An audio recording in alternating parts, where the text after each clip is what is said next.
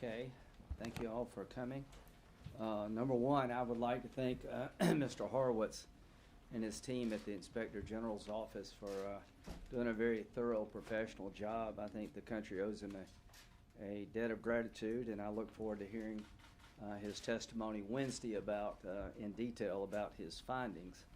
The first thing I'd like to address is that you have a statement by Mr. Durham, the U.S. Attorney in Connecticut, who's looking at potential criminal liability regarding this matter. The Attorney General Barr and Mr. Horowitz. You have three different views. Well, I guess two of the views are that there was no lawful predicate to begin the investigation. I think Mr. Durham says he had more information than Mr. Horowitz. But that's not my concern right now. Three lawyers can reasonably disagree, and I trust Mr. Horowitz to give an honest view. And let's assume for a moment there was a lawful predicate. The bar is really low to open up a counterintelligence investigation. A reasonable articulation is a pretty low standard in the law.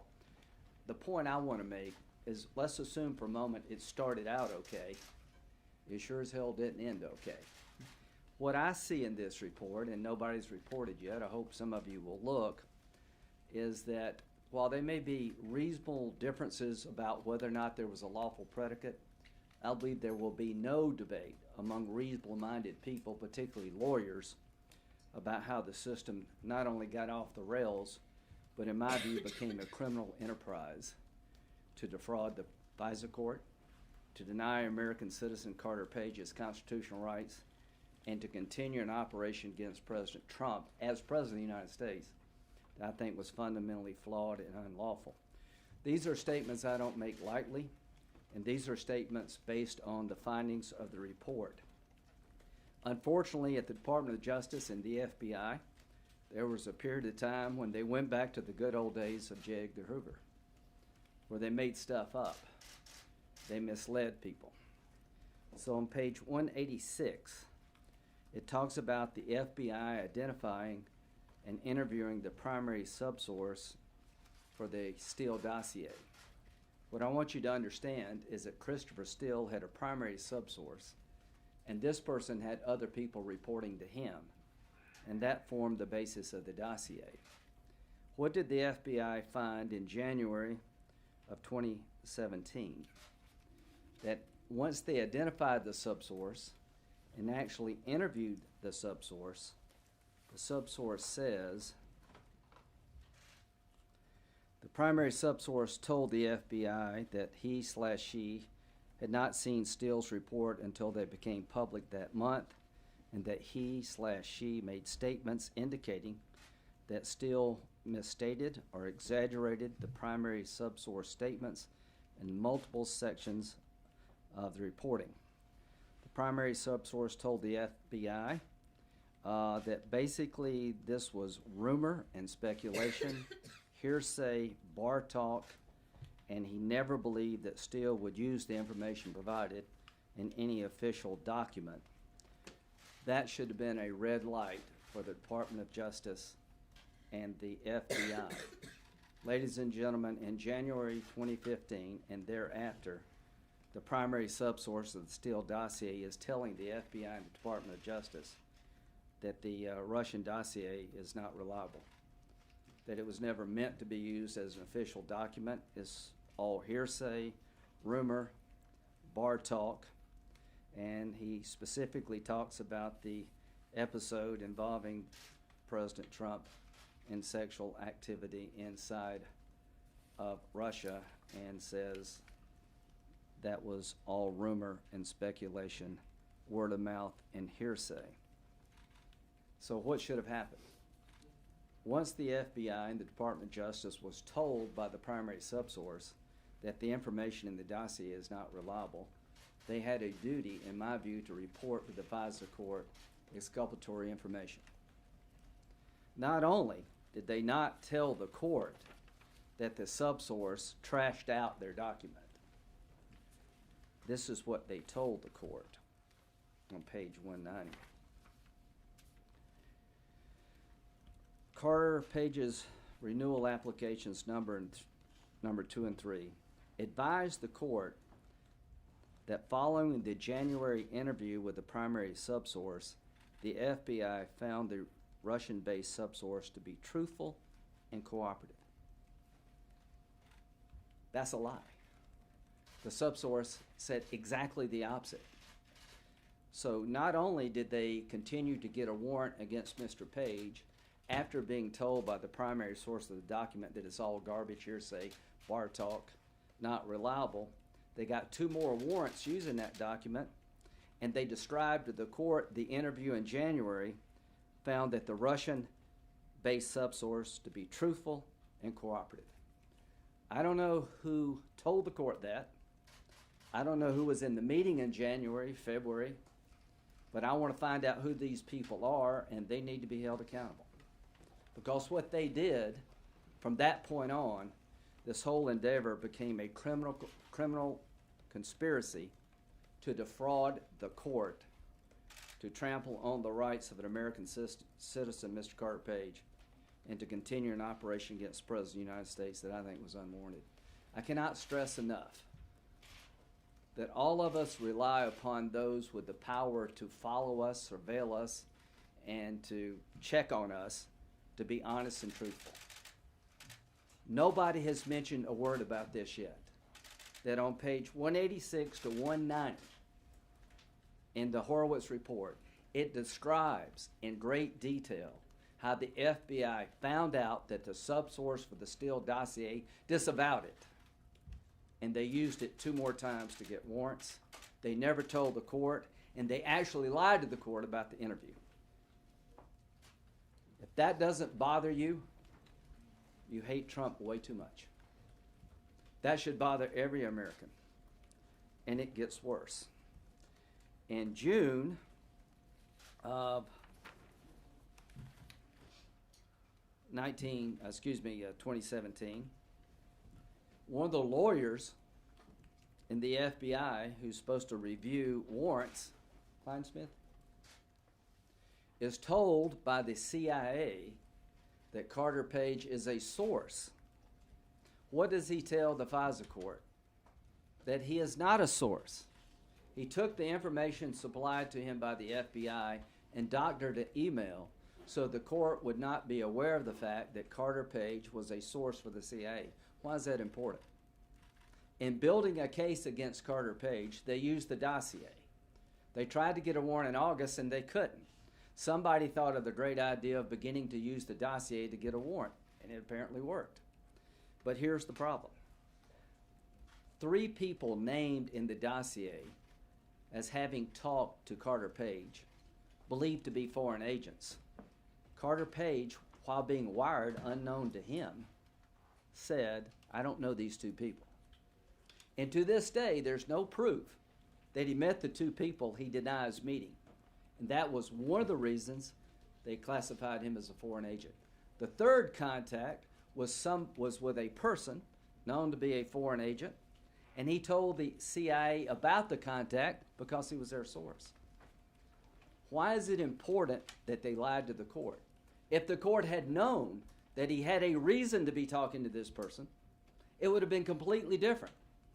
That's why Mr. Kleinsmith lied. Because if that fact ever got confirmed, it would change the entire predicate they set up to the court as to whether or not Carter Page was a foreign agent. You cannot surveil somebody unless you have proof they're a foreign agent. So Wednesday, we're going to have a hearing, and we're going to get the good, the bad, and the ugly. We're going to try to find a way to make sure this never happens again.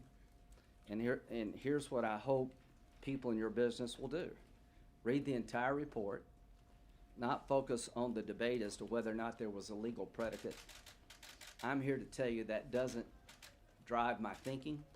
I will assume for the sake of argument there was a legal foundation, but what I will not tolerate is how it got off the rails and how the FBI and the Department of Justice, to continue this investigation, continually lied to the court, misled the court, manufactured evidence to hurt an American citizen and to continue an operation against the President of the United States. That should bother all of us. What is this akin to? I've been a prosecutor, I've been a defense attorney, I've been a judge. To me, this would be like getting a lab report saying that the person you're investigating, the fingerprints don't match, the DNA doesn't match, but instead of telling the court that, you say that it does. It was that obvious. The subsource, the person who prepared all the information for the dossier, told the FBI in January 2017, this is a bunch of garbage. Not only did they not stop using the garbage, they lied to the court about what the man said. Somebody needs to be held accountable for that, because the people who knew about that scenario, the people who knew that the subsource had disavowed the reliability of the dossier, should be held liable for being involved in a criminal conspiracy to defraud the FISA court. I don't know who knew, but we need to find that out. I hope Mr. Durham is looking at it. If I were Mr. Carter Page, I'd hire me a lawyer. And I'd sue the hell out of the United States. This is a sad day. This is a dangerous set of circumstances, but there are better days ahead. Mr. Horowitz has identified the problem. It is up to us to fix it. I look forward to working with Democrats to make sure this never happens again, that we have rules around counterintelligence investigations, that we beef up the FISA court. I'm a pretty hawkish guy, but I'm dumbfounded and really upset about how this whole process was handled.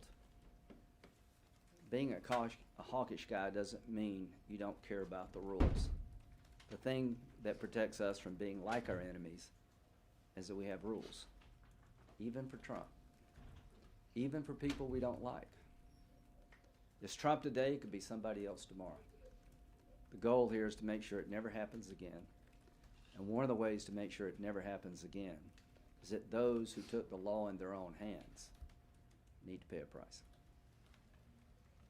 Senator, another one of the key findings, aside from the fact that he said it was lawfully predicated, is that there was no political bias.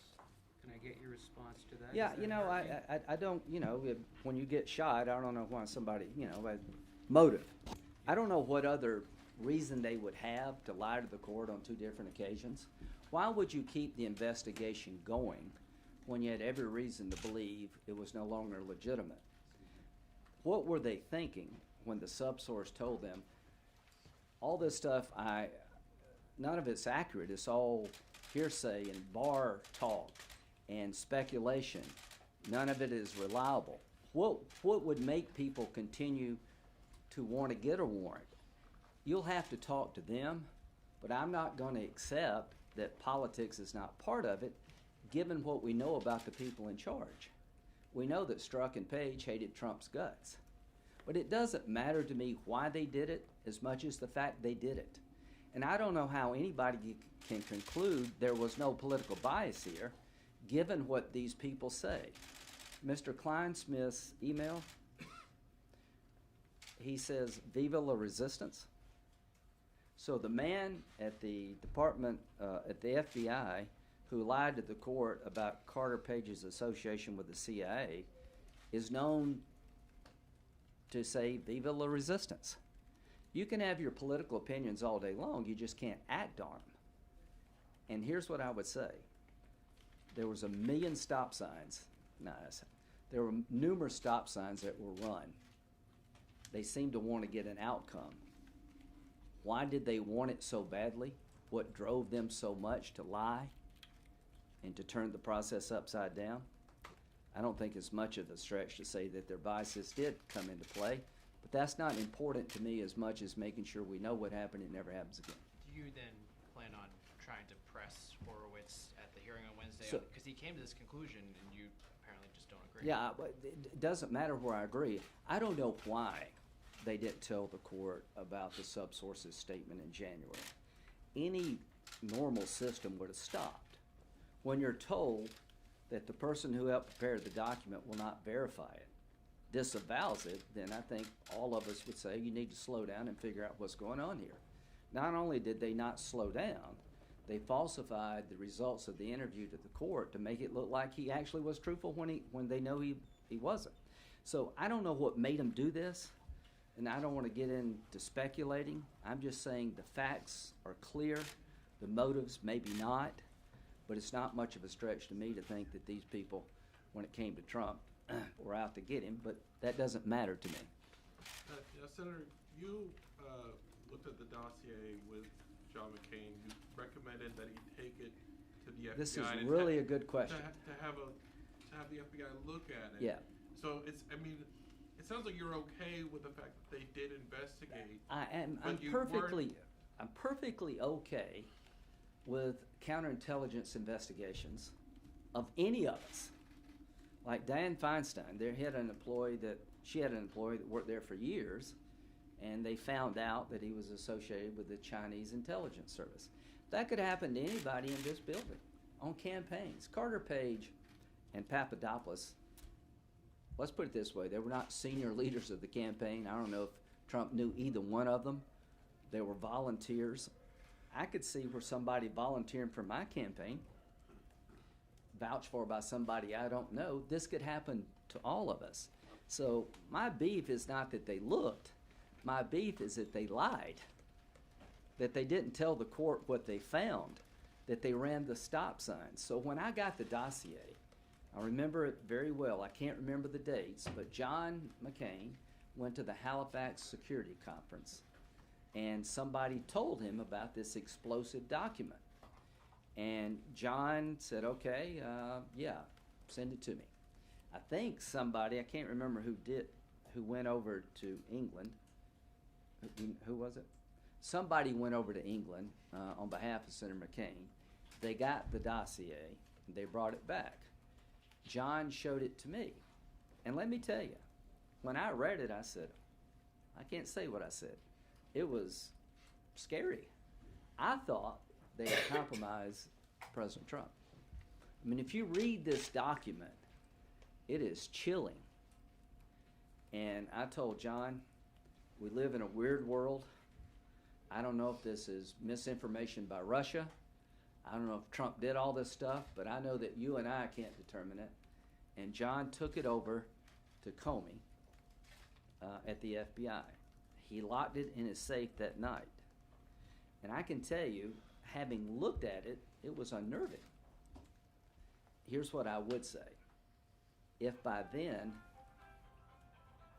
Is that Trump? No. If by December 2017, you had numerous reports that Steele was out to get Trump, that things weren't on the up and up, that you use it without verifying it.